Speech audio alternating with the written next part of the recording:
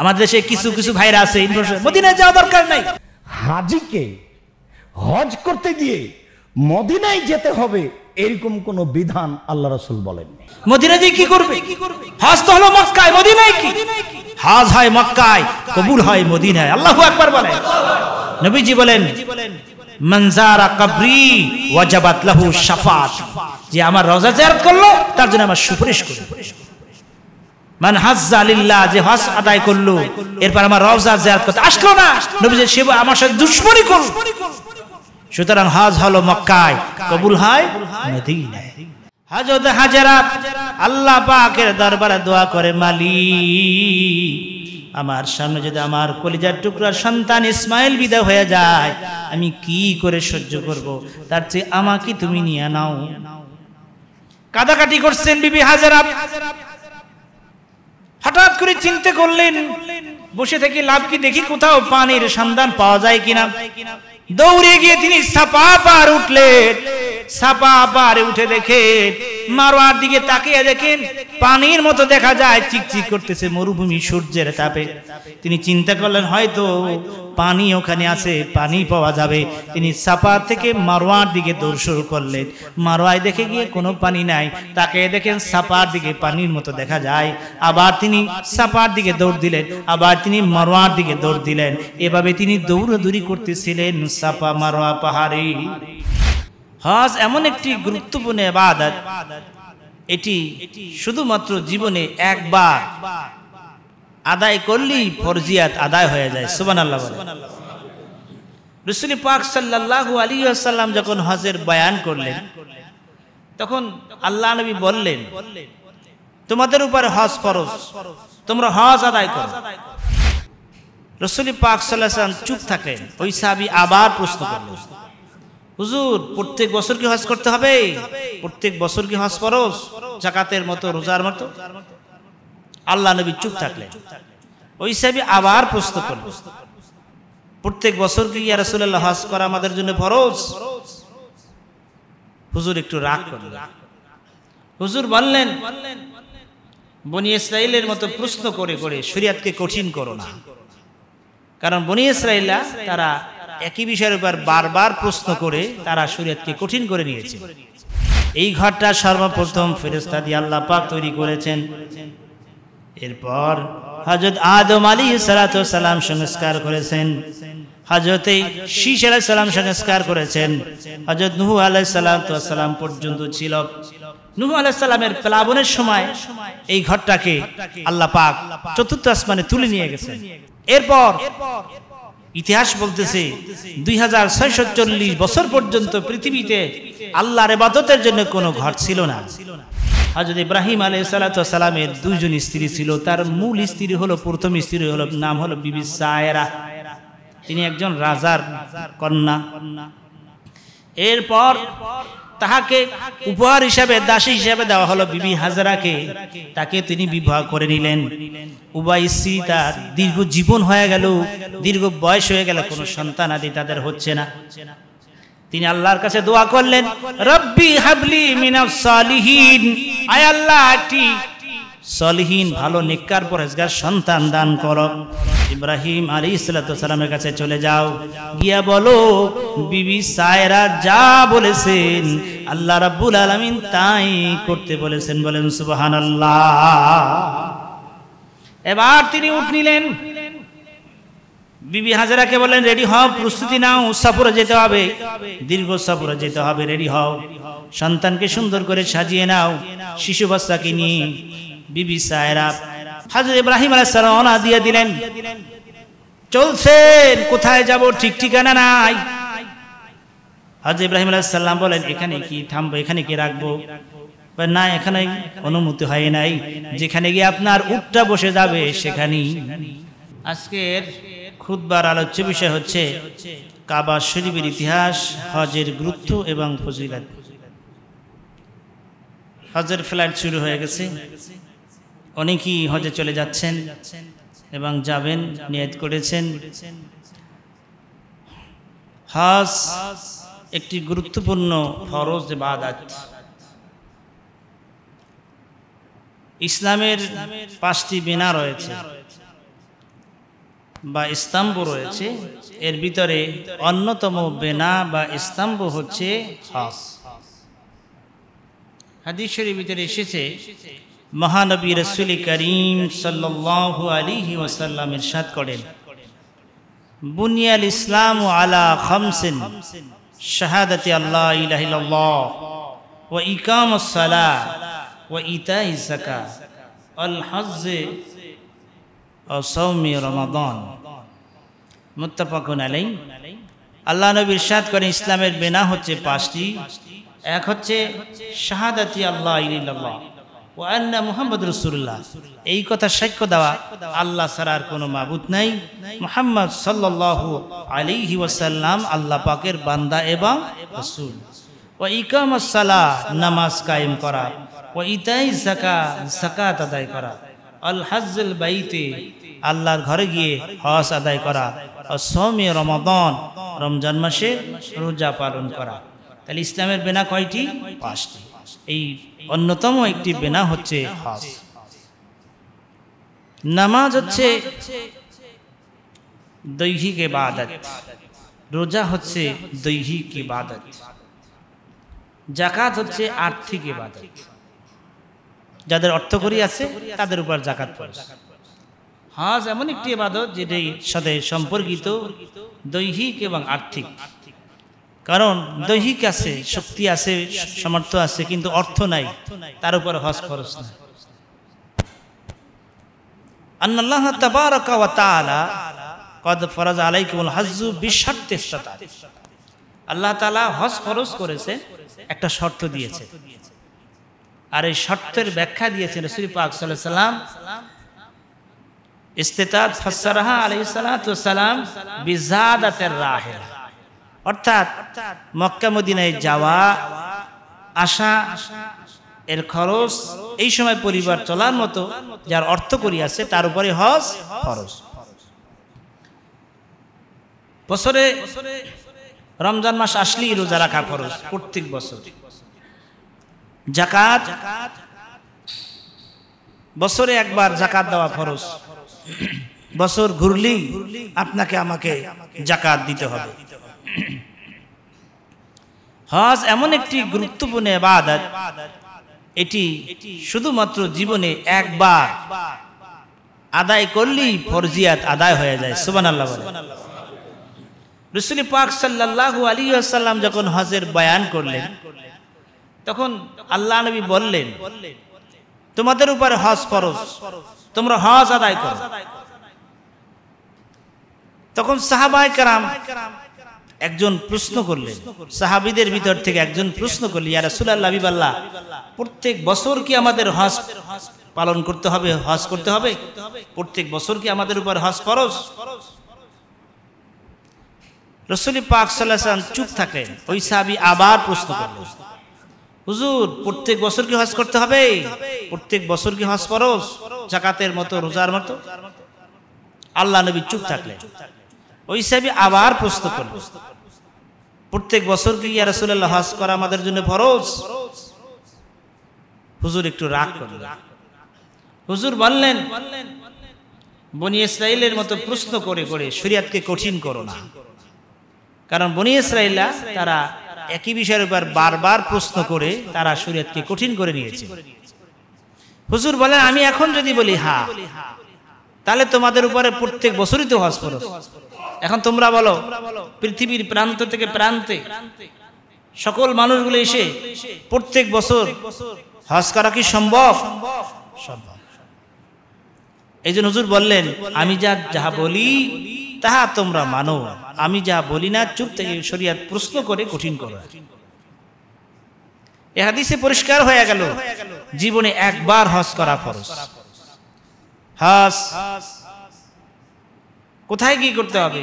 যেমন রমজান মাস আমাদের কাছে এসে হাজির হয়, পৃথিবীর আমি যেখানেই থাকি সেখানেই সিয়াম পালন করতে পারি, পৃথিবীর যেখানে আছি সেখানে আমি যাকাত দিতে পারি, পৃথিবীর যেখানে আমি থাকি না কেন নামাজ আদায় করতে পারি।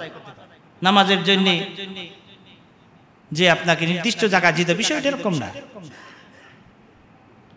কিন্তু হজ এমন একটা ইবাদত, আপনি ইচ্ছা করলেই হজ করতে পারবেন না। এখন নিয়ত করলেন টাকা পয়সা এখনই হজ করব, সুযোগ নাই। এর জন্য সময় এবং স্থান নির্ধারিত। হজের সময় আসলে শুধু হজ করতে পারবেন এবং হজের জন্য আপনাকে আরাফার ময়দানে গিয়ে উপস্থিত হতে হবে। এছাড়া হজ আল হজ্জু ইয়াউমি আরাফা, হজ মানে আরাফার ময়দানে উপস্থিত হওয়া, অর্থাৎ নির্দিষ্ট স্থানে গিয়ে আপনাকে হজ করতে হবে। আর হজের জন্য, ইবাদতের জন্য আল্লাহ রাব্বুল আলামিন সর্বোত্তম যেই ঘরটা তৈরি করেছেন সেই ঘরটা মক্কা শরীফ। সূরা আলে ইমরান ৯৬ নম্বর আয়াতুল কারীমায় আল্লাহ সুবহানাহু ওয়া তাআলা ইরশাদ করেন, ইন্না আউওয়ালা বাইতিন উযিআ লিন-নাসি লাল্লাযী বিমাক্কাতা মুবারাকান ওয়া হুদাল লিল আলামিন। আল্লাহু আকবার বলে।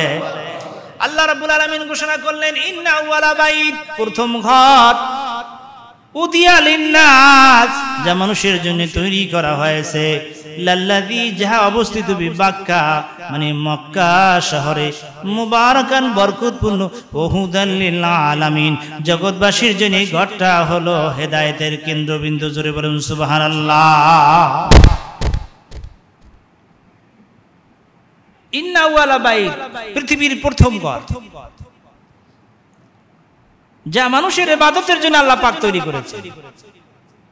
আর এটা হলো পৃথিবীর কেন্দ্রবিন্দু। এই জন্য মক্কা শরীফকে বলা হয় উম্মুল কোরা, সমস্ত গ্রামের মূল বা গ্রাম সমূহের মা।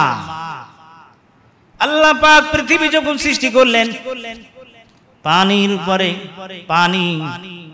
পানি থেকে যখন জমিন শুরু হলো, যেই জায়গাটা সর্বপ্রথম শুরু হয়েছে, মাটি হয়েছে, জমিন হয়েছে, সেই জায়গাটা হলো মক্কা, সেই জায়গাটা হলো মক্কা শরীফে। জোরে বলুন সুবহানাল্লাহ। পৃথিবীর মাঝখান কাবাগার। আল্লাহ পাক উদিয়া লিন্নাস, মানুষের জন্য ইবাদতের জন্য তৈরি করেছেন। এই ঘরটা সর্বপ্রথম ফেরেশতা দিয়ে আল্লাহ পাক তৈরি করেছেন। এরপর হযরত আদম আলাইহিস সালাতু ওয়াস সালাম সংস্কার করেছেন, হযরত শীশ আলাইহিস সালাম সংস্কার করেছেন, হযরত নূহ আলাইহিস সালাতু ওয়াস সালাম পর্যন্ত ছিল। নূহ আলাইহিস সালামের প্লাবনের সময় এই ঘরটাকে আল্লাহ পাক চতুর্থ আসমানে তুলে নিয়ে গেছেন।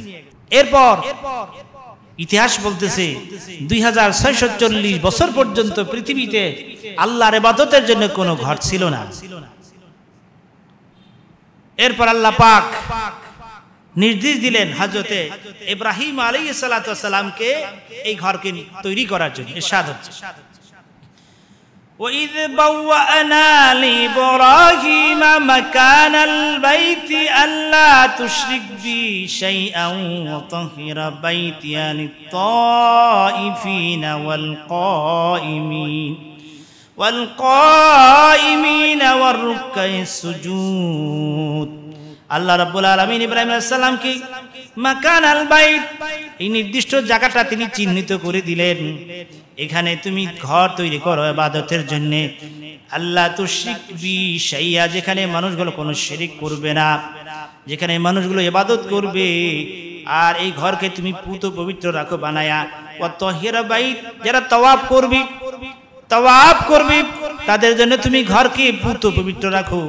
ওয়া তাইফিনা ওয়াল কাইমিনা, আর যারা দাঁড়িয়ে দাঁড়িয়ে নামাজ পড়বে তাদের জন্য তুমি পুত পবিত্র রাখো। আর রুকুয়ে সুজুদ, যারা রুকু করবে সিজদা করবে তাদের জন্য তুমি ঘরটাকে পুত পবিত্র রাখো। জোরে জোরে বলুন সুবহানাল্লাহ। আল্লাহ রাব্বুল আলামিন হযরত ইব্রাহিম আলাইহিস সালাতু ওয়াস সালামকে নির্দেশ দিলেন কাবা ঘর তৈরি করার জন্য। হযরত নূহ আলাইহিস সালাতু ওয়াস সালামের প্লাবনের সময় কাবা শরীফকে উঠিয়ে নেওয়া হলো।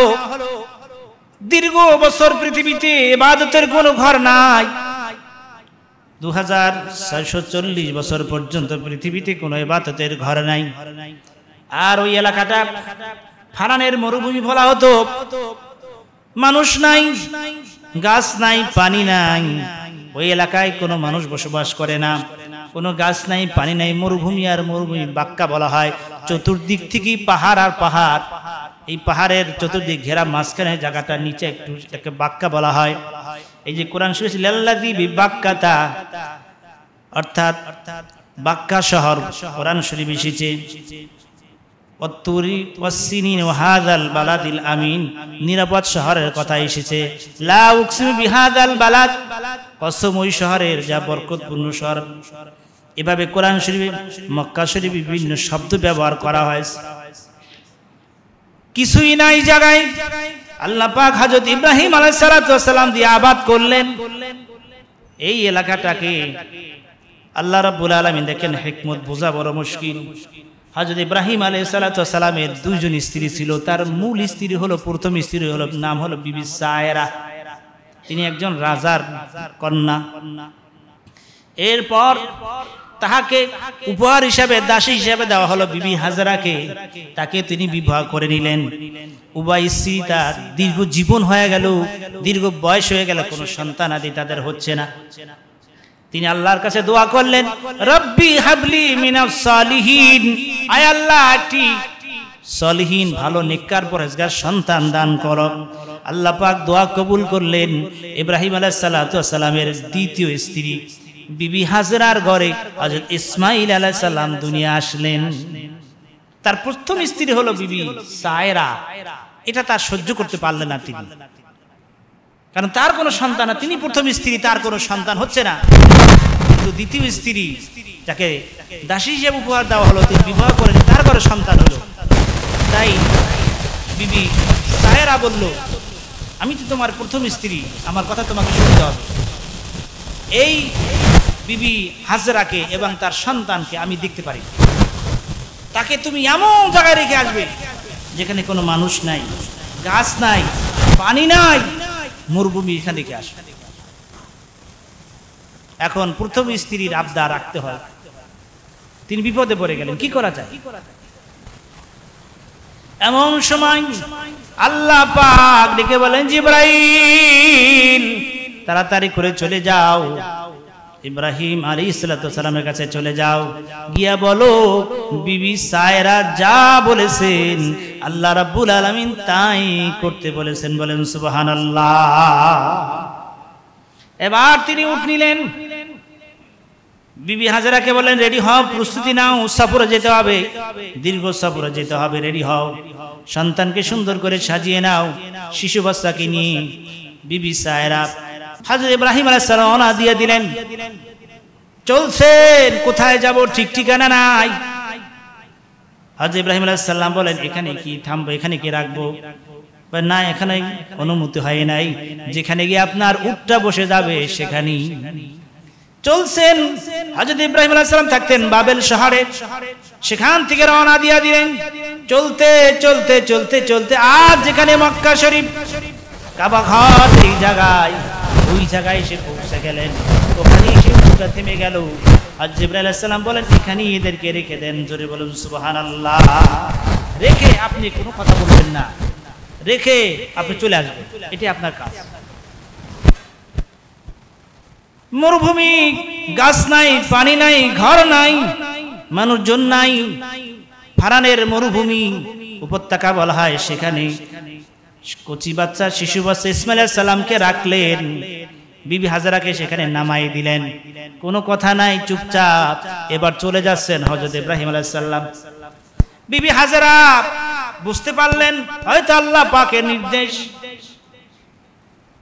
তিনি জিজ্ঞাসা করলেন, প্রাণের স্বামী আল্লাহর পয়গম্বর খলিল ইব্রাহিম, তুমি কি আমাদেরকে আল্লাহর নির্দেশে রেখে যাচ্ছ, তোমার ইচ্ছায় রেখে যাচ্ছ? আর ইব্রাহিম সাহেব হাতের ইশারা দিয়ে বুঝাইলেন, আল্লাহ পাকের নির্দেশই রেখে যাচ্ছি। জোরে জোরে বলুন সুবহানাল্লাহ। বিবি হাজরা তিনি ধৈর্য ধারণ করলেন। আল্লাহর হুকুমে যদি রেখে যেতে থাকে আল্লাহই আমাদেরকে হেফাজত করে। কোনো কথা নাই, চুপচাপ রওনা দিয়ে যাচ্ছে। সন্তানের মায়া, স্ত্রীর মায়া। পাহাড়ে একটু আড়ালে গেলেন, এখন আর তাদেরকে দেখা যায় না। ওখানেই হযরত ইব্রাহিম আলাইহিস সালাম দাঁড়িয়ে গেলেন। দুখানা হাত আল্লাহ পাকের দরবারে তুললেন, চোখের পানি ছেড়ে দিয়ে হযরত ইব্রাহিম আলাইহিস সালাম সন্তানের জন্য, স্ত্রী পুত্র জন্য দোয়া করলেন। কোরআন শরীফে আমার আল্লাহ তাআলা ওয়াজ করেন, রব্বানা ইন্নী আসকানতু মিন যুররিয়্যাতি বিওয়াদিন গায়রি যি যারইন ইনদা বাইতিকাল মুহাররাম ربنا ليقيموا الصلاة فاجعل أفئدة من الناس تهوي إليهم وارزقهم من الثمرات لعلهم يشكرون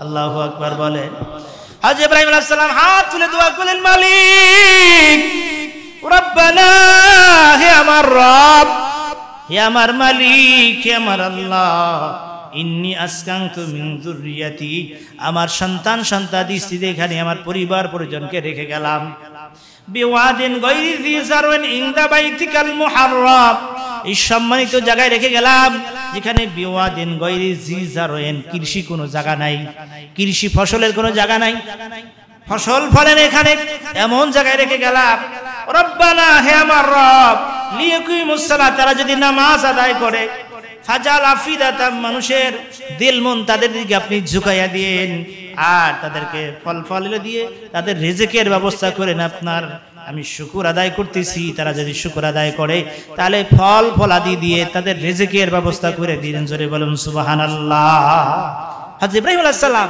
দোয়া করলেন দোয়া করে তিনি বিদায় হয়ে গেলেন দোয়া কবুল হয়ে গেছে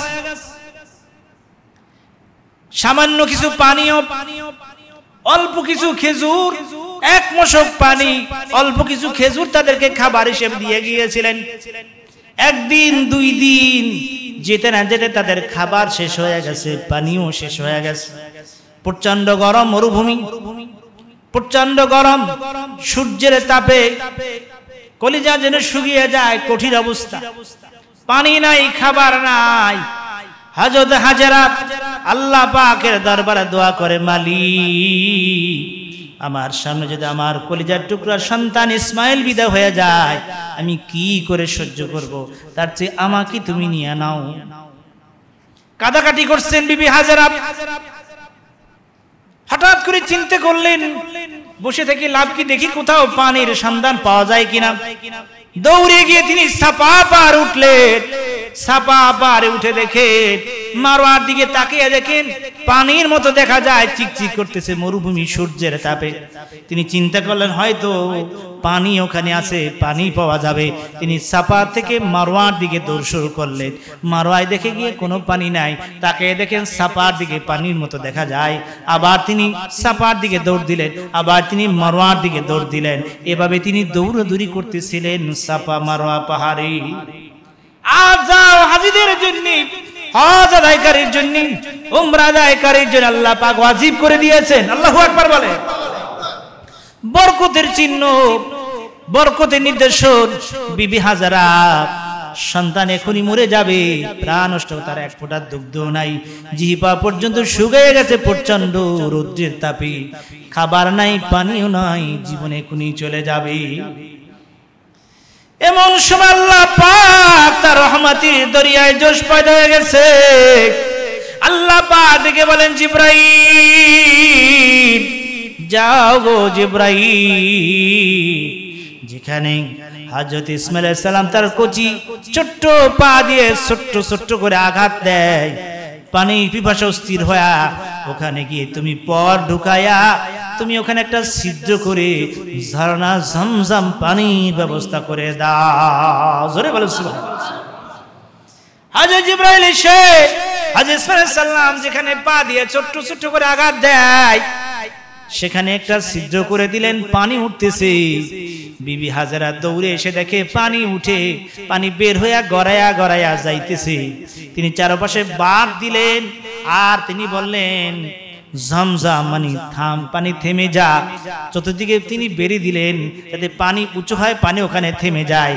এইজন্য এটাকে বলা হয় মায়ে ঝমঝম ঝমঝমের পানি জোরে বলেন সুবহানাল্লাহ নবীজি বলেছেন মায়ে জমজম শুরিবালাহু এটা এমন একটা পানি এটা হলো সমস্ত রোগের মহা ঔষধ খাবারে যে উপকার হবে পানিতে উপকার হবে উভয় উপকার হবে এই পানিতে এই পানি খেয়ে খেয়ে বিবি হাজেরা এবং হযরত ইসমাঈল আলাইহিস সালাম দিন কাটাইতে লাগলেন এভাবেই তাদের জীবন পানি খেয়ে শুধু জমজমের পানি খেয়ে তাদের চলতে লাগলো জীবনটা এভাবেই চলতে লাগলো কিছুদিন পর বণিক কাফেলারা এই রাস্তা দিয়ে গিয়েছেন বহুতবার, কোনোদিন তারা এই রাস্তার এই ফারানের মরুভূমির উপরে কোনোদিন পাখি উঠতে দেখেন নাই। মরুভূমি এলাকায় যেখানে পানির সন্ধান আছে সেখানে পাখি উঠতে থাকে, অনেক সময় পাখিরা পানি পান করে। কাফেলার লোকেরা দেখে ফেললো যে এখানে পাখি উঠতেছে, তাই মনে হয় এখানে পানি আছে। কিন্তু বহুতবার তারা গিয়েছেন, কোনোদিন এখানে পানি দেখেন নাই। হঠাৎ করে দেখেন এক শিশু, তার মা শিশুকে কোলে নিয়ে বসে আছে। বণিক সর্দার বললেন, আমরা এই পথ দিয়ে বহুদিন গিয়েছি, কোনোদিন এখানে পানির ব্যবস্থা দেখি নাই, পানির ব্যবস্থা কি করে হলো? ঘটনা শোনালেন। তখন তারা বুঝতে পারলেন এটা বরকতের পানি। তাই বণিক কাফেলা বলতে লাগলো, আপনি যদি অনুমতি দেন আমরা এখানে বসবাস করি, আর এর বিনিময়ে আপনাকে জিজিয়া কর আমরা দিব, আপনাকে হাদিয়া তো অপা দিব। তিনি বললেন ঠিক আছে। এভাবে সেখানে মানুষের বসবাস শুরু হলো। মক্কা শরীফকে এভাবে আল্লাহ পাক আবাদ করলেন। জোরে বলেন সুবহানাল্লাহ। হযরত ইসমাঈল আলাইহিস সালাম একটু বড় হলেন, তখন আল্লাহ পাক হযরত ইব্রাহিম আলাইহিস সালামকে নির্দেশ দিলেন, ওয়া ইয ক্বালা ইব্রাহিম রাব্বি জাল হাযা বালাদান আমিনা। আল্লাহ পাক নির্দেশ দিলেন, হযরত ইব্রাহিম আলাইহিস সালামকে নির্দেশ দিলেন, ওয়া ইয ইয়ারফাউ ইব্রাহিমুল কওয়াইদা মিনাল বাইতি ওয়া ইসমাঈল রব্বানা তাকাব্বাল মিন্না ইন্নাকা আনতাস সামিউল আলিম। আল্লাহু আকবার বলে। আর ডেকে বললেন,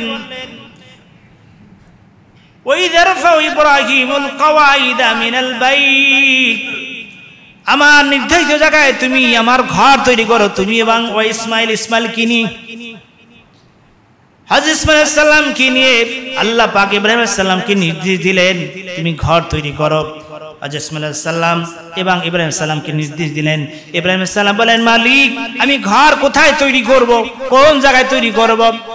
তাফসীর ভিতরে এসেছে এক খণ্ড মেঘ ছায়া দিতে দিতে ইব্রাহিম আলাইহিস সালামকে যেখানে নিয়ে আসছেন, সেখানে সেই ছায়া যতটুকু পরিমাণ তিনি আল্লাহর ঘর তৈরি করেছেন। বলেন সুবহানাল্লাহ।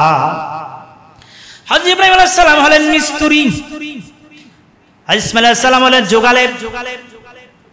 5টা পাহাড় থেকে পাথর এনে এনে দিচ্ছেন হযরত ইসমাঈল। সেই পাহাড়গুলো হলো লেবাননের পাহাড়, হেরা পাহাড়, আবু কোবাস পাহাড়, সাপা পাহাড়, মারুমা পাহাড়। এই সব পাহাড় থেকে হযরত ইসমাঈল আলাইহিস সালাম পাথর এনে দিচ্ছেন। বাপ ছেলে উভয় মিলে পাথরকে সুন্দর করে সাইজ করে ইটের মতো বানায়া বড় বড় করে একটা পাথর উপর আরেকটা পাথর বসাই দিতেছে, আর সাথে সাথে পাথরগুলো মিলে যাইতেছে। জোরে বলেন সুবহানাল্লাহ। এভাবে করে কাবা শরীফের চতুর্দিকে দেয়াল তৈরি করলেন। উপরের দেয়াল আর তৈরি করা যাচ্ছে না, উপরে আর ওঠা যাচ্ছে না, দেয়াল তৈরি করতে পারছেন না, হাতে আর লাগর পাচ্ছেন না, কিভাবে কাজ করবেন?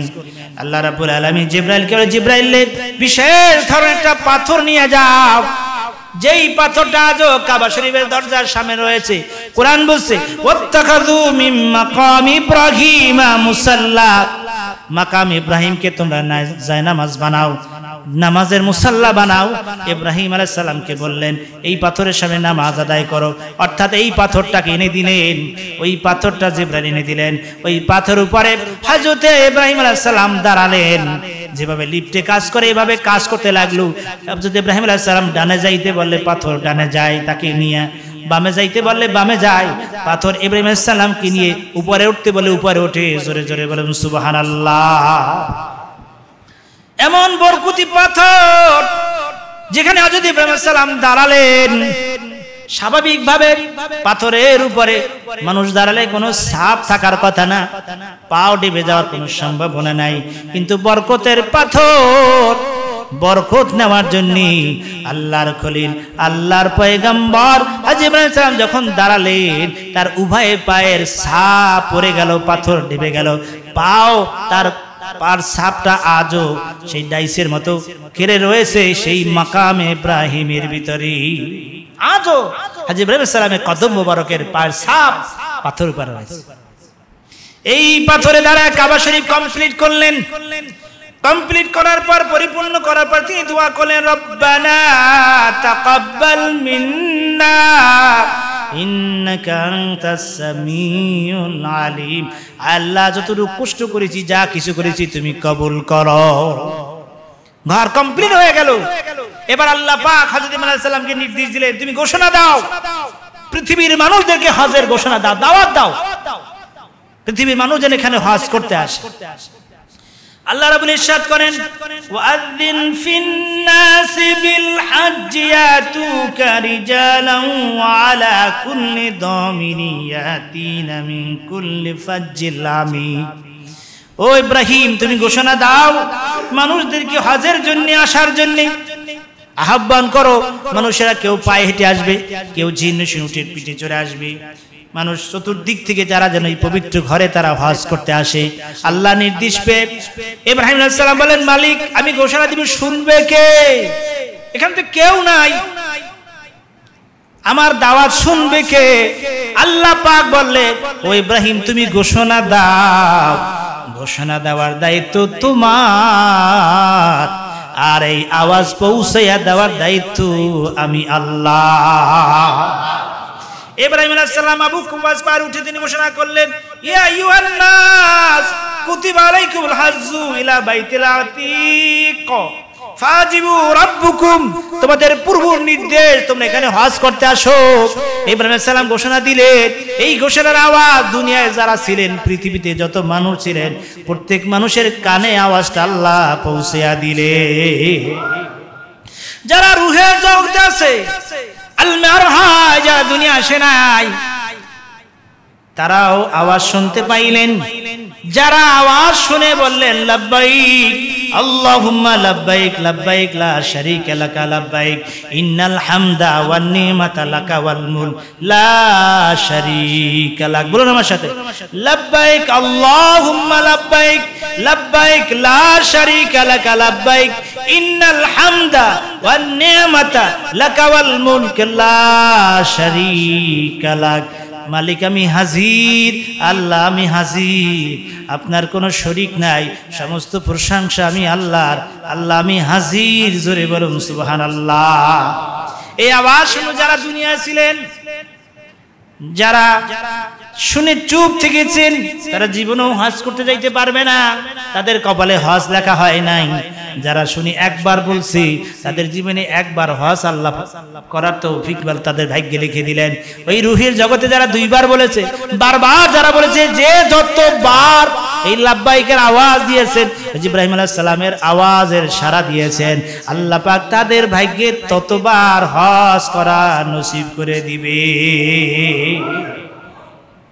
সুতরাং বাবার আমার, ভাইয়ার আমার, আল্লাহ রাব্বুল আলামিন ঘোষণা করলেন, সেখানে রয়েছে অনেক নিদর্শন, ফীহি আয়াতুম বাইয়িনাতুম মাকামু ইব্রাহিম, সেখানে রয়েছে ইব্রাহিম আলাইহিস সালামের দাঁড়াবার জায়গা। ওয়ামান দাখালাহু কানা আমিনা, সেই জায়গাটা হলো নিরাপদ। ওয়ালিল্লাহি আলান নাসি হিজ্জুল বাইতি মান ইসতাতা ইলাইহি সাবিলা। আল্লাহ পাক ঘোষণা করলেন, ওয়ালিল্লাহি আলান নাস, ওয়ালিল্লাহি আলান নাস, মানুষকে জানিয়ে দেন, বলে দেন, আলাল হিজ্জুল বাইত, ওয়ালিল্লাহি আলান নাস হিজ্জুল বাইত, যাদেরকে মক্কা শরীফে যাওয়ার তৌফিক আছে, আল্লাহর জন্য তাদেরকে হজ করা আল্লাহ পাকের বিধান দিয়া দিলেন, তাদের উপরে হজ করা আল্লাহ পাক ফরজ করে দিলে। হাদিস শরীফে এসেছে, রাসূল পাক সাল্লাল্লাহু আলাইহি ওয়াসাল্লামকে প্রশ্ন করা হলো, আমালু আফজালু, হুজুর আপনি বলুন ভালো আমল কি, সুন্দর আমল কি? হুজুর বললেন, ক্বালা ঈমানু বিল্লাহি ওয়া রাসূল, আল্লাহ এবং রাসূলের উপর ঈমান আনা। সাহাবায়ে কেরাম প্রশ্ন, সুম্মা কিলা, এরপর কি? হুজুর বললেন, মাজা আল জিহাদু ফি সাবিলিল্লাহ, আল্লাহর রাস্তায় যুদ্ধ করা, জিহাদ করা। সাহাবায়ে কেরাম প্রশ্ন, হুজুর এরপর কি? হুজুর বললেন, মাজা, ক্বালা হজ মাবরুর, কবুল হজ, যাদের হজ কবুল হয় হজ্জে মাবরুর বলা হয়। এটা হলো সবচাইতে সেরা আমল। জোরে বলুন সুবহানাল্লাহ। হাদিস শরীফ এর অপরাধীছে, আল উমরাতু ইলাল উমরাতি কাফারাতু লিমা বাইনাহুমা, এক উমরা থেকে আরেক উমরার ভিতরে যত গুনাহ হয়, এটা হলো কাফারা, আল্লাহ পাক ক্ষমা করে দেন। আল হাজ্জু মাবরুরুন লাইসা লাহু জাযাউন ইল্লাল জান্নাহ, বলেন না সুবহানাল্লাহ। আল হাজ্জু মাবরুর, যার হজটা কবুল হয়, মাবরুর হজ, আর এর মাবরুর হজের পুরস্কার হলো লাইসা লাহু জাযাউন ইল্লাল জান্নাহ, জান্নাত ছাড়া আর কিছু না, বলেন না সুবহানাল্লাহ। সুতরাং যাদেরকে আল্লাহ পাক তৌফিক দিয়েছে অবশ্যই তাদেরকে হজ আদায় করতে হবে। যাদেরকে আল্লাহ তৌফিক দিয়েছেন, সামর্থ্য দিয়েছেন, মক্কা মদিনায় যাওয়ার ক্ষমতা আছে, সে যদি হজ না আদায় করে কঠিন শাস্তি হবে, কঠিন শাস্তি হবে, তার কঠিন মরণ হবে, তার মরণ ইহুদিদের মতো হবে, তার মরণ খ্রিস্টানের মতো হবে, তার মরণ বিধর্মীদের মতো। নবীজি এতে আমার কোন আসে যায়। আজ আলী থেকে বর্ণিত হাদিস, আন আলী রাদিয়াল্লাহু তাআলা আন্না নবী সাল্লাল্লাহু আলাইহি ওয়াসাল্লাম قال من ملك زادا وراحلة تبلغ إلى بيت الله ولم يحج فلا عليه يموت يهوديا أو نصرانيا وذلك أن الله تبارك وتعالى يقول لله على الناس حج البيت من استطاع إليه سبيلا। আজ আলী থেকে বর্ণিত হাদিস, তিনি বলেন আল্লাহ নবী ইরশাদ করেন, যারা মালিক হয়েছেন, জাদা রাহেলা অর্থাৎ রাস্তা খরচের মালিক যে হয়েছেন, অর্থাৎ মক্কা মদিনায় যাওয়ার তৌফিক হয়েছে, ক্ষমতা হয়েছে অর্থনৈতিক ভাবে, ওয়ালাম ইয়াহুজ্জা আলাইহি, সে যদি হজ না করে, ফালা আলাইহি আইয়ামুতা ইয়াহুদিয়ান, তার মরণ হবে ইহুদির মতো, তার মরণ হবে নাসারার মতো। ইহুদিদের মৃত্যু যেভাবে কষ্ট হয়, শাস্তি হয়, সেভাবে তার মৃত্যু হবে। নাসরার মৃত্যু যেভাবে হয় সেভাবে তার কষ্ট হবে, মৃত্যুর হবে। নবীজি বলেন এতে আমার কোনো আসে যায় না। কারণ হচ্ছে হজ একটা ফরজ ইবাদত, তৌফিক হলো, সামর্থ্য হলো, সে যদি হজ আদায় না করে তার কঠিন শাস্তি হবে, তার মরণ কঠিন হবে, এবং পরকালে মৃত্যুর সময় এমন ভয়ঙ্কর আযাব হবে তার, এই দেখে সে দুনিয়ায় ফিরে যাওয়ার জন্য আল্লাহর কাছে গভীর মনোযোগ। আন ইবনে আব্বাস রাদিয়াল্লাহু তাআলা মারফুআন আন্না নবী সাল্লাল্লাহু আলাইহি ওয়াসাল্লাম ক্বালা মান কানা লাহু মালুন ইবাল্লিগু হজ্জি বাইতি রাব্বিহি। হযরত আব্দুল্লাহ ইবনে আব্বাস থেকে বর্ণিত হাদিস, তিনি বলেন রাসূল পাক সাল্লাল্লাহু আলাইহি ওয়াসাল্লাম ইরশাদ করেন, মান কানা লাহু মালুন ইবাল্লিগুহু হজ্জি বাইতিহি, ওই ব্যক্তি যার মাল সম্পদ আছে, সে প্রচার ক্ষমতা আছে মক্কা মদিনায় হজ করার মতো, সে যদি হজ না করে, অথবা আও তাজিবু আলাইহি ফি যাকাতা, টাকা পয়সা আছে যাকাত দেয় না, ফালাম ইয়াফাল সালা রাজাত ইনদাল মাউত, সে মৃত্যুর সময় দুনিয়ায় ফিরে আসার মতো, ফিরে আসার জন্য আল্লাহর কাছে, আল্লাহ মৃত্যু এত যন্ত্রণা, মৃত্যু এত কষ্ট, আল্লাহ যদি আল্লাহ বুঝি না, এত আযাব এত গজব বুঝি না, যদি বুঝতাম তাহলে হজটা করে আসতাম, যাকাতটা ঠিক মতো দিয়ে আসতাম, আল্লাহ একটু হায়াতটা বাড়াই দেন, একটু হজটা করে আসি, যাকাতটা দিয়ে আসি, দানকারী হয়ে আসি, সলহীন হয়ে আসি, আল্লাহ আপনার খাস বান্দা হয়ে একটু সময় দেন। আল্লাহ বলেন আর সময় দেওয়া হবে।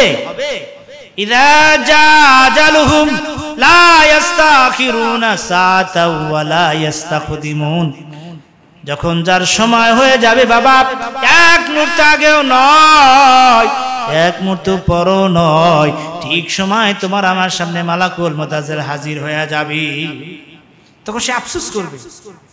হযরত আব্দুল্লাহ ইবনে আব্বাস এই হাদিসটা যখন বয়ান করলেন, তখন একজন বললেন, فقال له رسول يا ابن عباس اتق الله فإن يسأل رزق الكفار, একজন বলল, আব্দুল্লাহ আব্বাস আপনি যে হাদিস বয়ান করলেন যে আযাব দেখে, গজব দেখে, শাস্তি দেখে দুনিয়ায় ফিরে আসার জন্য আল্লাহর কাছে সময় চাইবে, এ তো কাফেরও চাইবে। তখন হযরত আব্দুল্লাহ ইবনে আব্বাস রাদিয়াল্লাহু তাআলা আনহু কোরআন শরীফের এই আয়াত তেলাওয়াত করে শুনাইলেন, وأنفقوا مما رزقناكم من قبل أن يأتي أحدكم الموت فيقول ربي لولا أخرتني إلى أجل قريب فأصدق وأكن من الصالحين। তিনি আয়াত তেলাওয়াত করে শুনাইলেন, ওয়ানফিকু মিম্মা রাযাকনাকুম, যাদেরকে আল্লাহ পাক রিজিক দিয়েছেন, অর্থনৈতিক ভাবে স্বাবলম্বী করেছে, এরপরে যদি সে যাকাত আদায় না করে, হজ আদায় না করে, দান সদকা না করে, ফায়াকুল, সে বলবে আল্লাহর কাছে, রব্বি, হে আমার রব, লাউলা আখারতানি ইলা আজালিন করিব, আমাকে একটু সময় দেন, আমাকে একটু সময় দেন, হায়াত একটু বাড়ায় দেন, ফাসাদদাকা, আমি সাদকা করে আসি, ওয়াকুম মিনাস সালিহিন, আমি ভালো হয়ে আসি। আল্লাহ তাআলা বলে আর সময় দেওয়া হবে না। বাবার আমার, ভাইয়ের আমার, সুতরাং যাদেরকে আল্লাহ পাক তৌফিক দিয়েছেন, সামর্থ্য দিয়েছে, আমাদের দেশে কালচার দেখা যায় যে আমরা বার্ধক্য বয়স হলে, রিটায়ার হইলে হজে যাই। হজ কিন্তু একটা কষ্টের ইবাদত, তওয়াফ করা, ভিড়ের ভিতরে অনেক কষ্ট, এরপর ছাপা মারা, সাই করা কষ্ট, হজের 5 দিন প্রচন্ড কষ্ট। এই কষ্ট বার্ধক্য বয়সে যারা রিটায়ার্ড হয়ে হজে যান তারা কিছুই আমল করতে পারেন না, তওয়াফ করতে পারেন না, সাই করতে পারেন না, শুধু আফসোস করেন যে যৌবন বসে কেন হজে আসলাম না।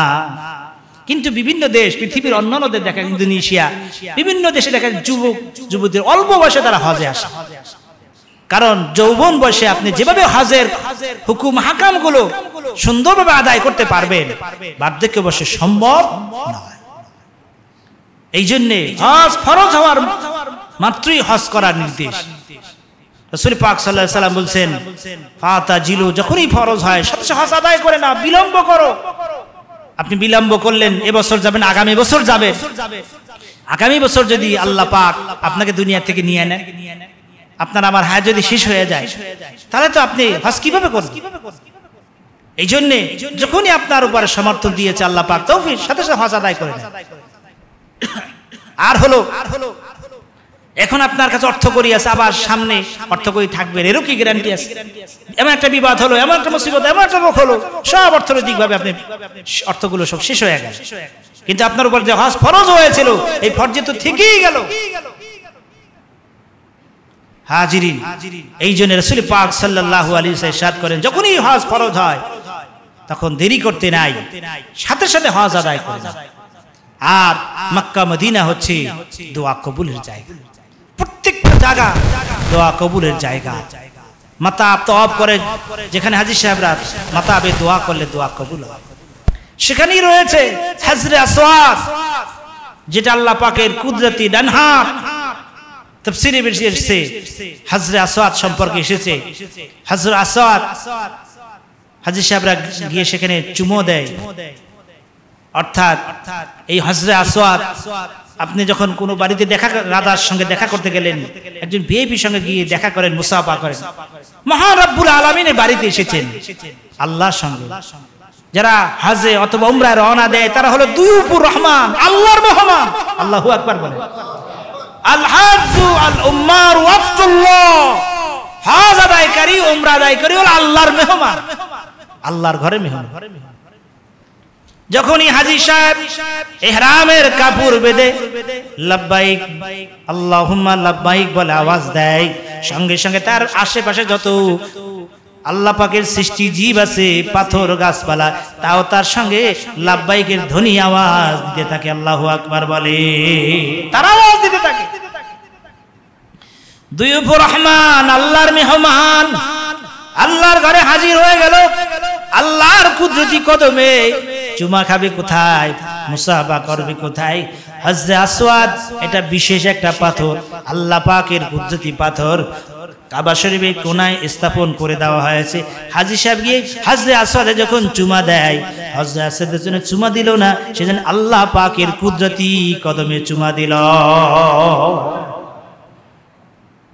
হাজরে আবিয়া ছিল এটা মূলত, হাজরে আসওয়াদ এখন কালো পাথর, এটা ছিল মূলত হাজরে আবিয়া সাদা পাথর। এই পাথর ছিল না, এই ছিল মূলত একজন ফেরেশতা। হাজরে আসওয়াদ ছিল একজন ফেরেশতা, এ ছিল হযরত আদম আলাইহিস সালামের দারোয়ান, গেট দারোয়ান জান্নাতের। আল্লাহ পাক তাকে জান্নাতের গেটে রেখেছিলেন যে জান্নাতের ভিতর যেন কেউ না ঢুকে, হযরত আদম আলাইহিস সালামকে যেন কষ্ট না দেয়, তাকে কোনো ভুল ইনফরমেশন না দেয়, কেউ যেন জান্নাতে ঢুকতে না পারে, তাই তুমি দারোয়ান অর্থাৎ দাঁড়িয়ে দাঁড়িয়ে গেটের কাছে পাহারা দিবা। সে দেখলো কেউ আসার এখানে সম্ভাবনা নাই, জান্নাতে কি আবার আসবে, তাই দায়িত্ব ছেড়ে দিয়ে সে ঘুরতে গেছে। এমন সময় শয়তান মরদুদ ইবলিস কৌশল করে সে জান্নাতের ভিতরে ঢুকে পড়ল। হযরত ইব্রাহিম হযরতে আদম আলাইহিস সালামকে বিভ্রান্ত করলো, তাকে ভরমে তাকে ভুল ইনফরমেশন দিল। ও আদম, এই যে একটা গাছ, এই গাছের কেন নিষেধ করছে তুমি জানো? সেটা যুক্তি পেশ করলো, এখানে এই জন্য নিষেধ করছে, এই ফল যদি তুমি খাও আল্লাহ তাআলা কোনোদিন তোমাকে এই জান্নাত থেকে বের করতে পারবে না, এই জন্য তোমার খাইতে নিষেধ করছে। তাড়াতাড়ি করে খাও, চিরস্থায়ী জান্নাতি হয়ে যাও। ভুল ইনফরমেশন দিলেন, ভুল পরামর্শ দিলেন। হযরত আদম আলাইহিস সালাম নিষিদ্ধ গাছের ফল খেয়ে ফেললেন। আল্লাহ পাক আদম আলাইহিস সালামকে ধরে ফেললেন। তখন ওই ফেরেশতাকে ধরলেন, ও ফেরেশতা, তুমি কেন দায়িত্ব পালন করলা না? তুমি দায়িত্ব ছেড়ে দিয়ে তুমি কই গেলা? ফেরেশতা তো বিপদে পড়ে গেল। তখন আল্লাহ পাক বললেন, ও ফেরেশতা, তোমার কারণে আদম আলাইহিস সালাম গন্ধম নিষিদ্ধ গাছ ফল খেয়েছে, সুতরাং আদম এবং তার সন্তানের যত অপরাধ হবে সব তোমাকে খেতে হবে, তোমাকে নিতে হবে, তোমাকে বহন করতে হবে। আল্লাহ, আমি কিভাবে বহন করব? আল্লাহ তাআলা আমি একটা কৌশল করে ব্যবস্থা করে দিই। তখন এই ফেরেশতা আল্লাহ পাক বিশেষ ধরনের পাথর বানায়া আদম আলাইহিস সালামের সাথে তাকেও দুনিয়ায় পাঠাই দিলেন আর কাবা শরীফের কোণায় স্থাপন করে দিলেন। যখন হাজী সাহেব গিয়ে হজরতে সুমা খায়, সঙ্গে সঙ্গে আল্লাহ পাক হাজী সাহেবের সমস্ত গুণগুলো পাথর খেয়ে আগে হাজী সাহেবকে নিষ্পাপ করে দেয়। জোরে বলুন সুবহানাল্লাহ। সেখানেই সেই পাথর, কাবা ঘর, হাতিমে কাবা, সাফা মারওয়া, মিনা, মুজদালিফা দোয়া কবুলের জায়গা। সেখানে মৌলুদুন নবী দোয়া কবুলের জায়গা। মক্কা শরীফ, মদিনা শরীফে শুয়ে আছেন আমাদের জানের জান, প্রাণের প্রাণ আকায়ে মাওলা তাজদারে মদিনা নূরে মুজাসসাম হুজুর আকরাম সাল্লাল্লাহু আলাইহি ওয়াসাল্লাম। আমাদের দেশে কিছু কিছু ভাইরা আছে মদিনায় যাওয়া দরকার নাই, মদিনায় গিয়ে কি করবে? হজ তো হলো মক্কায়, মদিনায় কি? হজ হয় মক্কায়, কবুল হয় মদিনায়। আল্লাহু আকবার বলেন। নবীজি বলেন, মান যারা কবরি ওয়াজাবাত লাহু শাফাআত, যে আমার রওজা জিয়ারত করলো তার জন্য আমার সুপারিশ করবে। মান হাজ্জা লিল্লাহ, যে হজ আদায় করলো এরপর আমার রওজা জিয়ারত করতে আসলো না, নবীজি সে আমার সাথে দুশমনি করলো। সুতরাং হজ হলো মক্কায়, কবুল হয় মদিনায়। মদিনায় তো শুয়েছে আমাদের জানার জান, প্রাণের প্রাণ আকায়ে মাওলা তাজদারে মদিনা নূরে মুজাসসাম হুজুর আকরাম সাল্লাল্লাহু আলাইহি ওয়াসাল্লাম। সুতরাং আল্লাহ পাক যাদেরকে তৌফিক দিয়েছেন, হজ ইচ্ছা করলে এখন যাওয়া যায় না, আগে নিবন্ধন করতে হয় 1 বছর 2 বছর সরকারি ভাবে বিধির কারণে অনেক, এই জন্য যাদের তৌফিক আছে নিবন্ধন করে ফেলেন। এবছর যারা হজে যাচ্ছেন আমরা তাদের জন্য দোয়া করি, তাদের কাছে আমরা দোয়া চাই। তাদের দোয়ার সঙ্গে যে আমাদের দোয়া তারা করেন আল্লাহ পাকের দরবারে। সুতরাং আল্লাহ পাক যাদেরকে তৌফিক দিয়েছে, আল্লাহ পাক যেন আমাদের সকলকে হজ আদায় করার তৌফিক দান করুন। আমিন। ওয়া আখিরে দাওয়ানা আলহামদুলিল্লাহি রাব্বিল আলামিন। আসসালামু আলাইকুম ওয়া রাহমাতুল্লাহি ওয়া বারাকাতুহু।